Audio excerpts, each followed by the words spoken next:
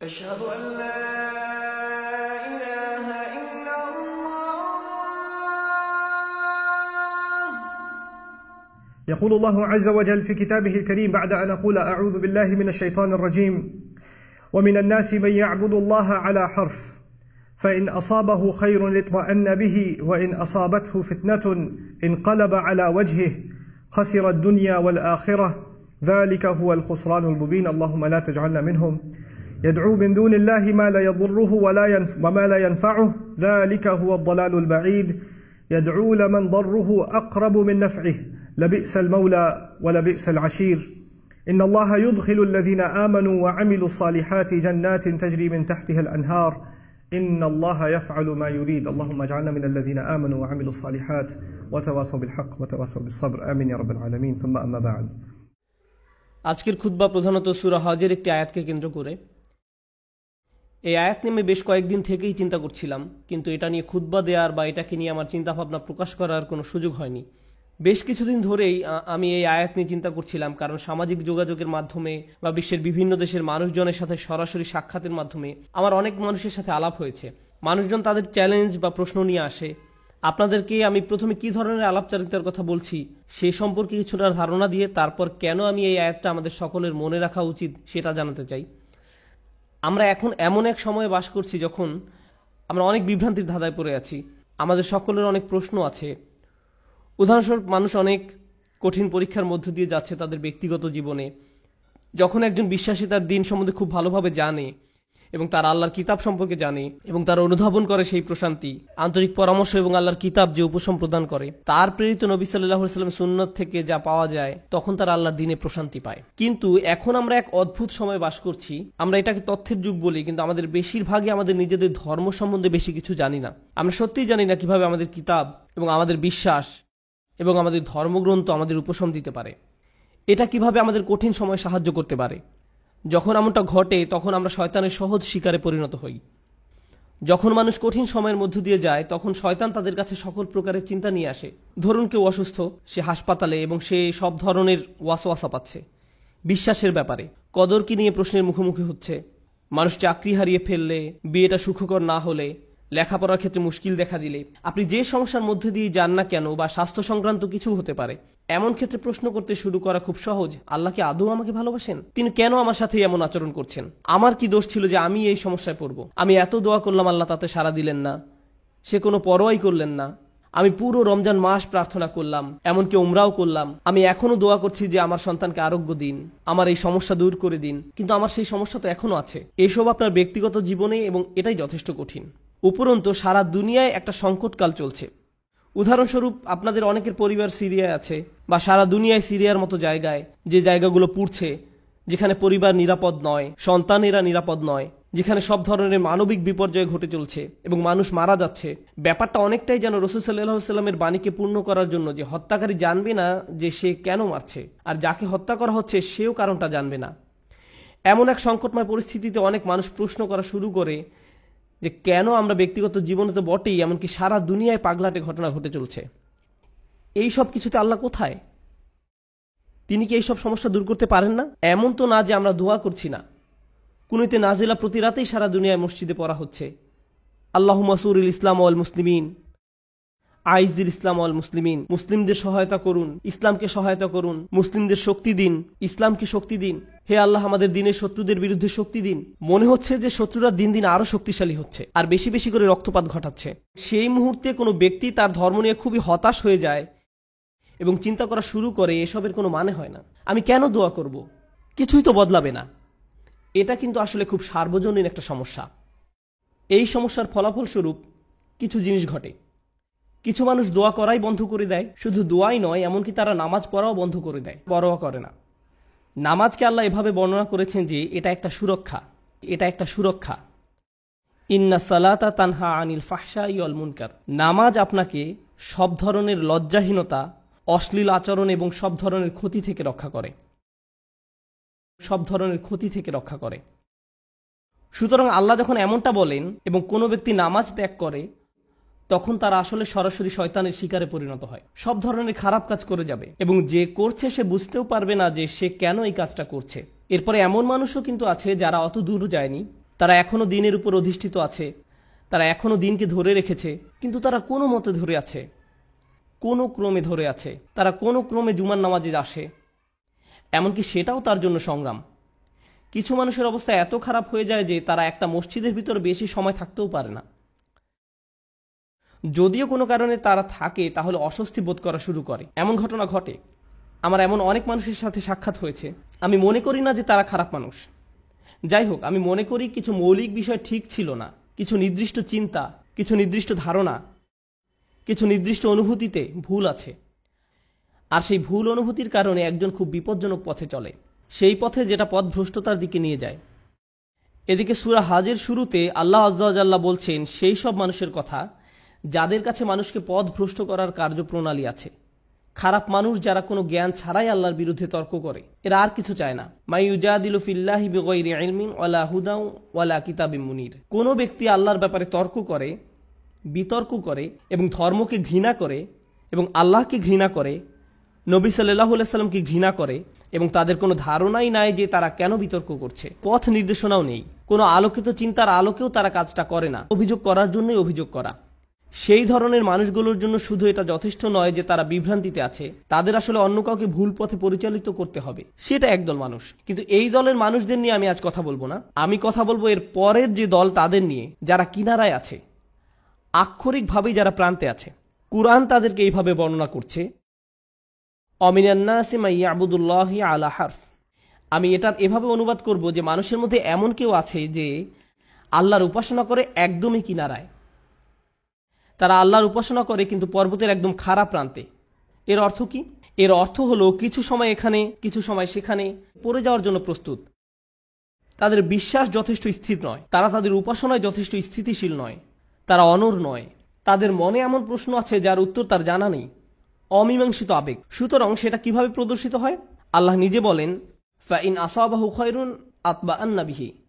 যখন ভালো কিছু তাদের আসে, যদি জীবনে ভালো কিছু ঘটে, তাহলে তারা ভালো থাকে। ঠিক আছে, ঠিক আছে, আল্লাহ আসলে এই দুয়াটা শুনেছেন, সুতরাং আমি এখন নামাজ পড়তে পারি, আমার ভালো লাগছে। ওয়া ইন আসাবাহু ফিতনাতুন, যখন তারা কোনো ফিতনার সংস্পর্শে আসে। ফিতনা শব্দের অর্থ হলো কোনো ধরনের পরীক্ষা, কোনো কিছু যেটা তাদের বিশ্বাসকে পরীক্ষা করে। সুতরাং আল্লাহ খাইরের বিপরীত শব্দ শার ব্যবহার করেননি, এখানে শব্দটি হবে শার। সুতরাং আপনি হয়তো আশা করছিলেন যে আল্লাহ বলবেন ফা ইন আসাবাহু খায়রুন ইতমাআন্না বিহি ওয়া ইন আসাবাহু শাররুন। না, ওয়া ইন আসাবাতহু ফিতনাতুন। কেন এই শব্দটি গুরুত্বপূর্ণ? কারণ আল্লাহ আমাদেরকে জানাচ্ছেন যখন আপনার খারাপ কিছু ঘটে, তখন শুধু আল্লাহ আপনার বিশ্বাসকে পরীক্ষা করছেন। আল্লাহ শুধু দেখতে চান আপনি কি বিশ্বাস করেন এক আল্লাহকে যে আপনাকে তখনও ভালোবাসেন, যিনি তখনও আপনাকে গুরুত্ব দেন, তখনও তিনি আর রহমান, তখনও তিনি আর রাজেক, তিনি তখনও আপনার সবকিছুর যোগান দিয়ে যাচ্ছেন, আপনার যত্ন নিয়ে যাচ্ছেন, যদিও আপনি তা দেখতে পান না, যদিও আপনার মনে হচ্ছে যেন আপনার সামনে সমস্যার স্তূপ। আর শয়তান চায় যে আপনি প্রশ্ন করুন আল্লাহ কোথায়, সে চায় যে আপনি প্রশ্নটি করুন। তাই আল্লাহ আপনাকে অনেক সময় এমন পরিস্থিতি ফেলতে চান এটা দেখার জন্য যে আপনার বিশ্বাস কতটা পাকাপোক্ত। এই দিনের শুরু কিন্তু আল্লাযীনা ইউমিনুনা বিল গায়ব, তারা এমন এক আল্লাহকে বিশ্বাস করে যাকে তারা দেখতে পায় না।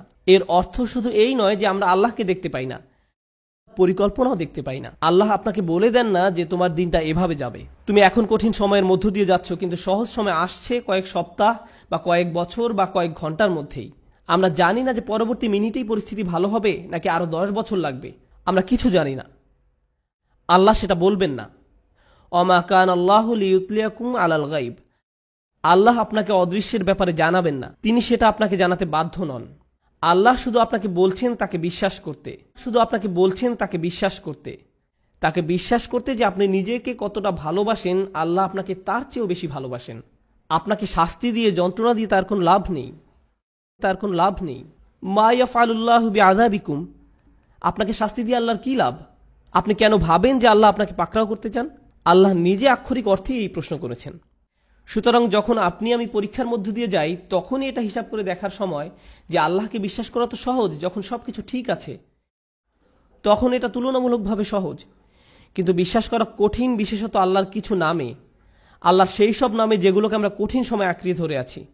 সেগুলোকে ধরে রাখা কঠিন যখন আমাদের উপর আঘাত আসে, যখন আমরা বিশ্বাস করি যে আল্লাহ উপশমকারী, আল্লাহই সব শিফার মালিক, তার কিতাব হলো শিফা, আর আপনি হাসপাতালে বসে আছেন মৃত্যুমুখী মায়ের কাছে বা মৃত্যুমুখী বাবার কাছে, তখন বিশ্বাস করা কঠিন।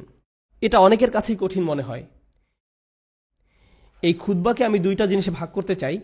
একটা হলো দোয়া বিষয়ে আমাদের চিন্তাভাবনা সংশোধন করা। পবিত্র কোরআনের অধিকাংশ দোয়াতে, নবী সাল্লাল্লাহু আলাইহি সাল্লামের সুন্নতের অধিকাংশ দোয়াতে আপনি খুব সাধারণ একটা ব্যাপার খেয়াল করবেন যে কোনো না কোনোভাবে আপনি আল্লাহর কাছে নিজের জন্য আরও বেশি শক্তি, আরও বেশি সামর্থ্য প্রার্থনা করছেন। আপনি আল্লাহর কাছে পথ প্রদর্শন, আল্লাহর কাছে ক্ষমাশীলতা এবং আল্লাহর কাছে কৃতজ্ঞতা প্রকাশ করার দোয়া করছেন। আউজিআইনি আন আশকুরা নি'মাতাকা আল্লাতী আন'আমতা আলাইয়া, আমাকে ক্ষমতা প্রদান করুন যাতে আমি আপনার নিয়ামতের কৃতজ্ঞতা প্রকাশ করতে পারি। আমি আপনাদের একটা উদাহরণ দিব যা দ্বারা আপনাদের বুঝতে সহায়ক হবে যে আমি আসলে কি বোঝাতে চাচ্ছি। যেমন ধরুন, একজন মানুষ সমুদ্রে ছিল এবং তাদের জাহাজের সাথে পাথরের সংঘর্ষ হয়ে জাহাজটি ডুবে গেল। তিনি একটি কাঠের টুকরায় সমুদ্রে ভেসে আছেন, দোয়া করছেন এবং আল্লাহর কাছে দোয়া করছেন। এমত অবস্থায় তিনি দুইভাবে দোয়া করতে পারেন। হে আল্লাহ, আমাকে এখনই একটি দ্বীপে স্থানান্তর করুন এবং এই ঝড় বৃষ্টি বন্ধ করে দিন, অথবা হে আল্লাহ, আমাকে এই কঠিন সময় মোকাবেলা করার শক্তি দিন। এখন তিনি দোয়া করলেন, আমাকে এখনই একটি হেলিকপ্টার পাঠান এবং আমাকে একটি দ্বীপে নিয়ে যান। দোয়া করতে লাগলেন, হেলিকপ্টার হেলিকপ্টার হেলিকপ্টার, কিন্তু কোনো হেলিকপ্টার আসলো না। তিনি বললেন, আল্লাহ, আমাকে হেলিকপ্টারও পাঠালেন না, আমি তো অনেক দোয়া করলাম, এটা ঠিক না, বাদ দাও, আমি আর দোয়াই করব না। অথবা মনে করুন উনি দোয়া করছেন সমুদ্র শুকিয়ে সমতল ভূমি হয়ে যাক, বলছেন, হে আল্লাহ, আপনার তো সেই ক্ষমতা আছে যে কোনো অবস্থার পরিবর্তনের, আপনি সকল কিছুর সৃষ্টিকর্তা, আপনি এই সমুদ্রকে সমতল ভূমিতে পরিণত করতেই পারেন। আপনি যেহেতু ইব্রাহিম আলাইহিস সালামকে নিক্ষেপ করা আগুন ঠান্ডা করে দিয়েছিলেন, আপনি আমার জন্য এটাও করতে পারেন। কিন্তু তারপরও সেটা ভূমিতে পরিণত হয় না, সমুদ্রই থেকে যায় এবং লোকটা ধীরে ধীরে ডুবে যাচ্ছেন।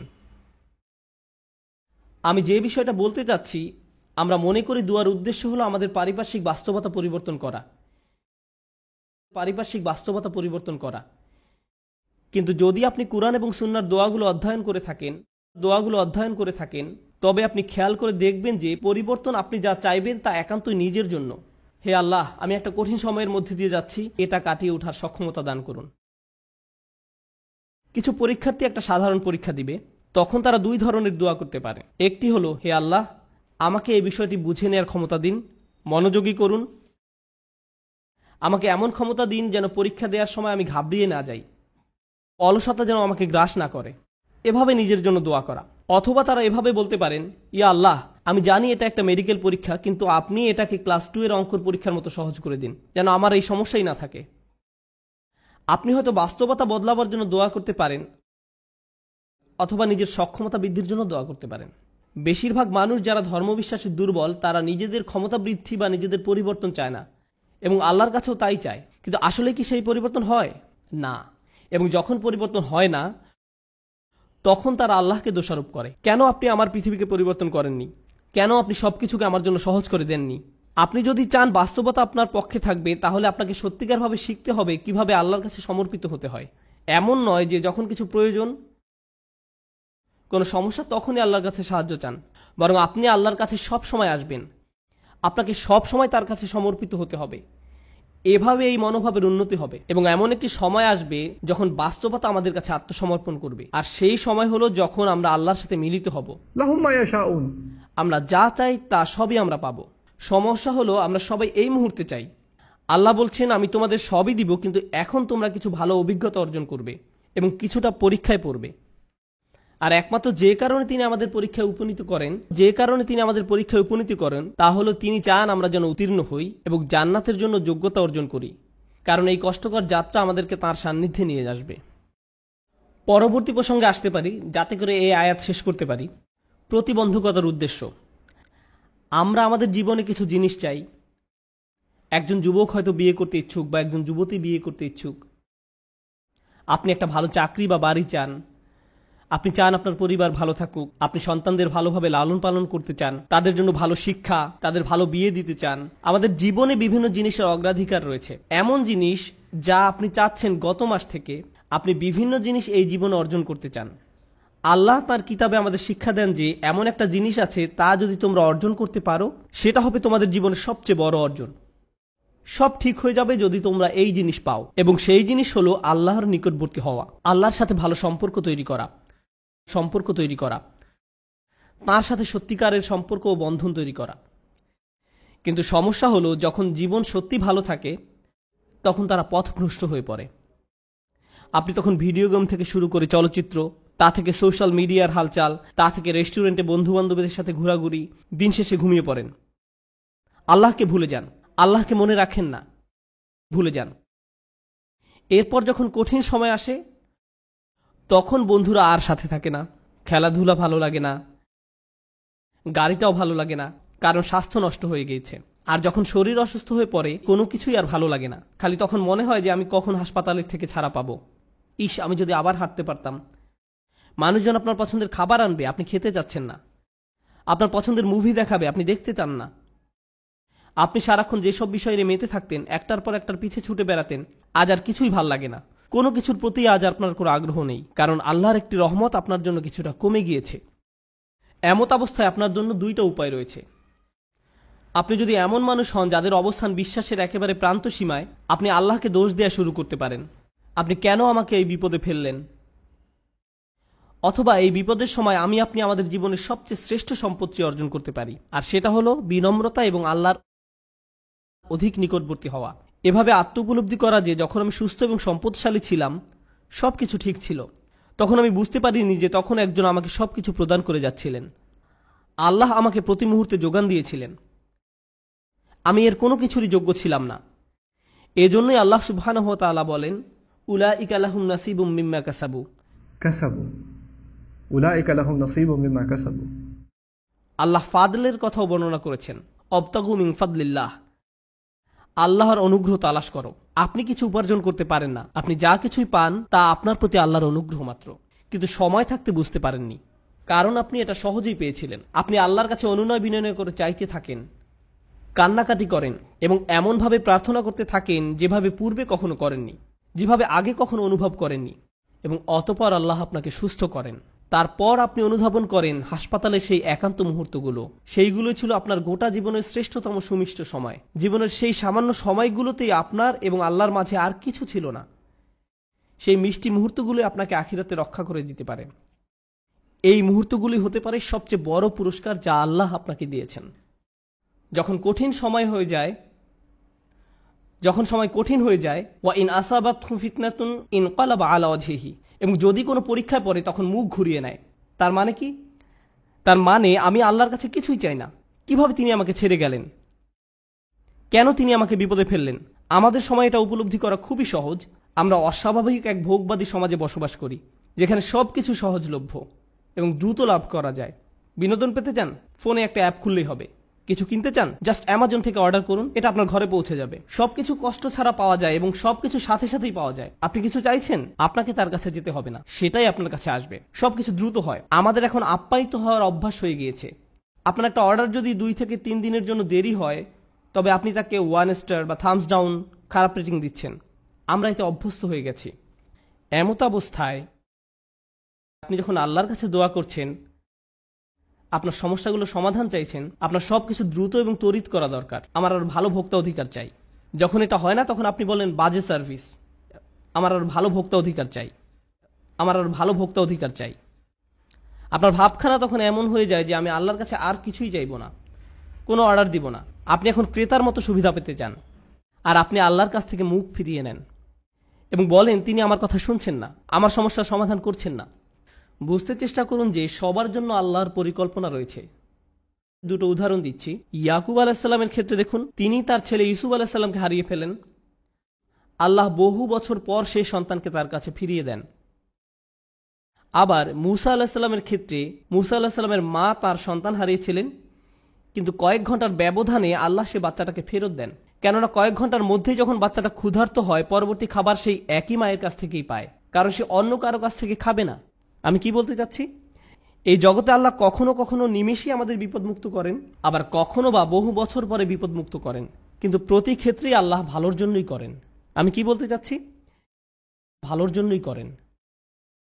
আমি বিশেষত ইয়াকুব আলাইহিস সালামের গল্পটা পছন্দ করি, কেননা এই ঘটনার কল্যাণকর দিকগুলো চিন্তা করে দেখুন একবার। এত বছর ধরে বাবা কাঁদলেন এবং প্রায় নিজের দৃষ্টিশক্তি হারিয়ে ফেললেন, তাই না? কোরআনের ভাষা অবিয়াদ্দা তাই না হু। কোন কোন আলেম যেমন আলুসি রহমতুল্লাহ মন্তব্য করেন তিনি কাঁদতে কাঁদতে অন্ধ হয়ে গিয়েছিলেন। এখন এই পুরো সময়টা জুড়ে ইউসুফ আলাইহিস সালাম কোথায় ছিলেন? তিনি ছিলেন জেলে। প্রথমত তিনি ছিলেন শিশু শ্রমিক এবং বড় হওয়ার পর জেলে যান, বহু বছর জেলে কাটান। হয় তিনি ছিলেন শিশু শ্রমিক, নতুবা তিনি জেলের কয়েদি হিসাবে জীবনযাপন করেন। প্রথমত তিনি ছিলেন শিশু শ্রমিক, নতুবা তিনি জেলের কয়েদি হিসাবে জীবনযাপন করেন। সুন্দর জীবন ছিল না, এটা সুন্দর জীবন নয়। কিন্তু এরপরও যখন তিনি রাজার স্বপ্নের অর্থ বলেন এবং সেই স্বপ্নের অর্থ হয় যে পুরো অর্থনীতিতে 7 বছরের মধ্যে ধস নামবে, মানুষজন দুর্ভিক্ষে মারা যাবে, একজনই তখন সেই সমস্যার সমাধান জানতেন, তিনি হলেন ইউসুফ আলাইহিস সালাম। যদি তিনি জেলে না থাকতেন তাহলে রাজাকে সাহায্য করতে পারতেন না। বুঝতে পেরেছেন? যদি ইউসুফ আলাইহিস সালাম পুরোটা সময় নিজের বাবার সাথে কাটাতেন তাহলে এমন ঘটনা ঘটতো না। তাই এখন যেহেতু তিনি সেখানে রয়েছেন এবং স্বপ্নের ব্যাখ্যা দেন এবং বলেন আমিই পারবো সমস্যার সমাধান করতে, আমাকে সম্পদ রক্ষার দায়িত্ব দিন, আমিই পারবো সমস্যার সমাধান করতে, আমাকে সম্পদ রক্ষার দায়িত্ব দিন, এবং তিনি যখন এই কাজগুলো সম্পাদন করেন তখন কি হলো? লাখ লাখ বাবা মাকে আর কাঁদতে হয়নি, কারণ তাদের সন্তান ক্ষুধার যন্ত্রণায় মৃত্যুবরণ করেনি। একজন বাবা তার সন্তানের জন্য বহু বছর কাঁদলেন, কিন্তু তার একার কান্নায় আল্লাহ হাজার হাজার পরিবারকে কান্না থেকে বাঁচিয়ে দেন। কারণ তিনি যদি অর্থনীতি এবং ফসল না বাঁচাতেন পুরো দেশটাতে খরা হতো, মানুষ দুর্ভিক্ষে মারা যেত এবং যুদ্ধসহ বিভিন্ন সমস্যার সূত্রপাত হতো। কখনো কখনো আপনি যে সমস্যার মধ্য দিয়ে যান সেটা শুধু আপনার নিজের জন্যই কল্যাণকর নয়, সেটা অনেকের জন্য সাদকায় জারিয়ায় পরিণত হতে পারে। আপনি সেটা জানেন না, কিন্তু আপনার ইমানের অবস্থা যদি নড়বড়ে হয় আল্লাহর উপর আপনার এমন বিশ্বাস থাকবে না। আর তাই এই নড়বড় ইমানের কারণেই আপনি আল্লাহর দিক থেকে মুখ ফিরিয়ে নেবেন। তারপর আল্লাহ বলেন খসিরত দুনিয়া ওয়াল আখিরা। যখন মানুষ এমন করে তখন তারা এই দুনিয়া এবং পরকাল উভয়টাই হারায়। এর মানে কি? আপনি যদি নিজেকে ধরে রাখতে পারেন, দেখুন আল্লাহ বলছেন লাকাদ খলাকনাল ইনসানা ফি কাবাদ, নিঃসন্দেহে আমি মানুষকে সৃষ্টি করেছি কষ্ট ক্লেশের মধ্যে। আপনি আল্লাহকে বিশ্বাস করুন আর নাই করুন, আপনার জীবনে চ্যালেঞ্জ থাকবেই। আপনি আল্লাহকে বিশ্বাস করুন আর নাই করুন, জীবিকা উপার্জন করতে আপনাকে প্রচুর পরিশ্রম করতে হবে, অসুস্থতার সাথে লড়াই করতে হবে। এই জীবনটা এমন নয় যে বিশ্বাসীরা এখানে বিলাসী জীবনযাপন করবে আর অবিশ্বাসীরা কষ্টে থাকবে। আল্লাহ সব মানুষকেই কষ্ট ক্লেশের মধ্যে সৃষ্টি করেছেন, তিনি এটাই বলছেন। এখন আপনি যদি ইমানের সাথে এই কষ্ট ক্লেশ অতিক্রম করতে পারেন তাহলে এই জীবনে যেমন আপনি সফলতা লাভ করবেন তেমনি পরকালীন জীবনেও সফল হবেন। আপনি এমন মানসিক প্রশান্তি লাভ করবেন যা অবিশ্বাসী কারো পক্ষে লাভ করা সম্ভব না। আপনি এবং অবিশ্বাসী দুজনই অসুস্থ, কিন্তু আপনি অসুস্থ থাকা সত্ত্বেও প্রশান্তি লাভ করেন আর সে কোনো প্রশান্তি পায় না। আপনি এবং অবিশ্বাসী দুজনে একই ধরনের অর্থনৈতিক সমস্যায় থাকবেন, একই ক্ষুধায় থাকবেন, তারপরেও আপনার অন্তর প্রশান্ত। এত কিছুতে আল্লাহ আপনাকে শান্তি দিচ্ছেন, পুরস্কৃত করছেন, শান্তি দিচ্ছেন, তিনি এখনো আপনাকে রক্ষা করছেন। যারা বিপদে পড়লে আল্লাহর দিক থেকে মুখ ফিরিয়ে নেয় তাহলে আপনি এই দুনিয়ায় শান্তিও হারাবেন, তো আখিরাতে তো হারাবেনই। খসিরাত দুনিয়া ওয়াল আখিরা। আল্লাহর নিকট এই বলে দোয়া করি, রব্বানা আতিনা ফিদ দুনিয়া হাসানা ওয়া ফিল আখিরাতি হাসানা। হে আমাদের রব, আমাদের দুনিয়ায় হাসানা দান করুন এবং পরকালের হাসানা দান করুন। এখানে হাসানা শব্দের উপযুক্ত অর্থ হলো যখন আপনি আল্লাহর কাছে জীবনের জন্য ভালো কিছু চান, অর্থাৎ ভবিষ্যতের জন্য ভালো চাওয়া, আখিরাতের জন্য চাওয়া একই সময়। এটা হলো রব্বানা আতিনা ফিদ দুনিয়া হাসানা ওয়া ফিল আখিরাতি হাসানা। এবং এই কারণে অফিল আখিরাতে হাসানা, ফলশ্রুতিতে আখিরাতের কল্যাণ, যেটা ভিতর বাহির উভয় দিক থেকেই সুন্দর। অফিল আখিরাতে হাসানা। তো আল্লাহ বলেন যালিকা হুয়াল খুসরানুল মুবিন, এটি হলো সুস্পষ্ট ক্ষতি। কোরআনে ক্ষতির জন্য 3টি শব্দ ব্যবহার করা হয়েছে। আল্লাহ ব্যবহার করেছেন খুসর, ইন্নাল ইনসানা লাফি খুসর।